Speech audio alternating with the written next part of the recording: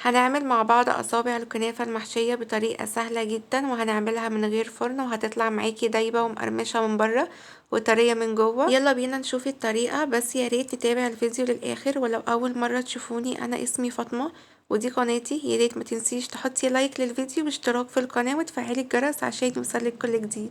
واول حاجه هحضرها هو الشربات. في حله احط كوبايه ونص من السكر وكوبايه ونص من الميه وباكت من الفانيليا وعصره من الليمونه، وهرفعهم على نار عاليه لمده 10 دقايق.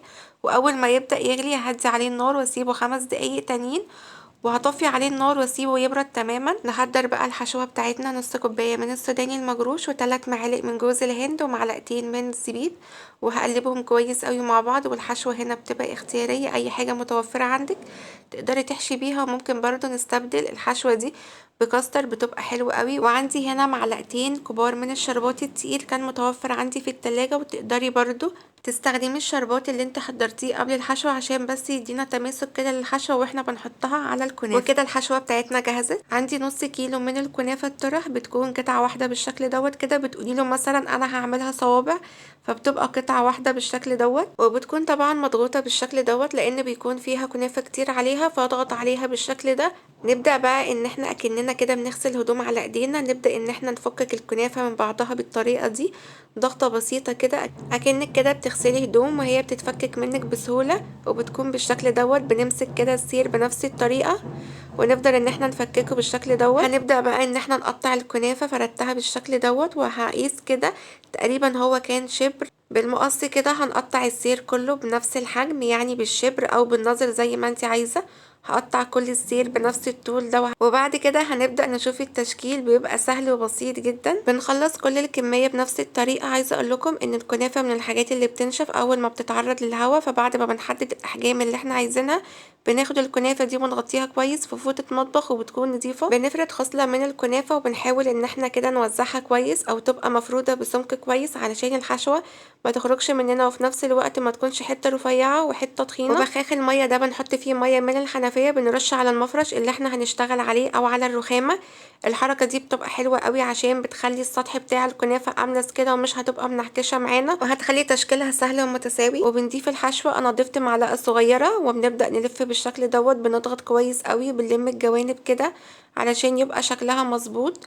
والفايدة الضغط هنا اللي بتخلي الكنافة بتبقى متماسكة وما تفكش خالص مننا، زي فكرة الصينية الكنافة العادية. بعد ما بنرص كده في الصينية بنضغط عليها علشان تكون متماسكة. ما شاء الله شكل الكنافة بيبقى متساوي، وده بسبب المية اللي احنا حطيناها على المفرش. في كل مرة بنعمل نفس الخطوة ببخاخة مية كده، بنرش رشة على المفرش او على الرخامة اللي احنا بنشتغل عليها، وبنحط كده خصلة من الكنافة وبنحاول ان احنا نفردها كويس علشان ما يكونش فيه فراغات تطلع الحشو، او حتى مثلا تخلي حجم الصباع مش متساوي. زي ما قلتلك كمية الحشو على حسب الرغبة. وبنبدأ نلف كويس كده اكننا بنلف ورق العنب زي الطريقة دي كده. ما شاء الله بتبقى سهلة جدا. وعايزة افكركم ان باقي كمية الكنافة بنبقى مغطينها كويس قوي علشان ما تتعرضش معانا للهواء، ولما نيجي نلف ما تبقاش منعكشة كده، بسبب ان الخصل بتاعة الكنافة هتبقى ناشفة معاكم. واهم حاجة ان احنا نضغط عليها بالشكل دوت عشان تبقى متماسكة معانا. وتقدري ان انتي تغيري في الحشوة، ان انتي تعمليها مثلا بالمهلبية او تعمليها بالكاستر او بمكسرات زي ما انا عاملاها كده. وتقدري ان انتي تسيبيها سادة خالص زي بتاعة بره بالظبط. ونبرم كويس علشان طبعا الصباع يكون املس بالشكل دوت كده. واخلص كل الكمية بنفس الطريقة. ودي كانت كل الكمية اللي انا عملتها. ما شاء الله نص كيلو عمل كمية حلوة قوي. نيجي بقى للتسوية. بعد التشكيل هنحضر بقى الطاسة اللي احنا هنسوي فيها الكنافة. ضفت فيها 3 معالق كبار من السمنة، وضفت كده تلت كوباية من الزيت. واهم حاجة ما يكونش ليه ريحة. اهم حاجة في التسوية النار عندك دلوقتي تكون هادية. الزيت والسمنة اللي انتي مستخدمينها يكونوا كده مش سخنين خالص، يعني بدرجة حرارة الغرفة. هنبدأ ان احنا نحط الكنافة بالشكل دوت. اوعي تسخني الزيت او السمنة علشان الكنافة ما تاخدش اي لون بسرعة معاكي قبل ما تستوي من جوه. واهم حاجة لما نيجي كده نسوي الكنافة على البوتاجاز المتابعة المستمرة وتحريك الصباع علشان طبعا اللون يكون موحد كده في التسوية. هي من الحاجات اللي ما بتاخدش اي وقت خالص في التسوية، يعني 7 دقايق كده بيكون الصباع خلاص جاهز ومستوي. اهم حاجة ان احنا كده نقلب باستمرار، والنار عندنا بتكون هادية.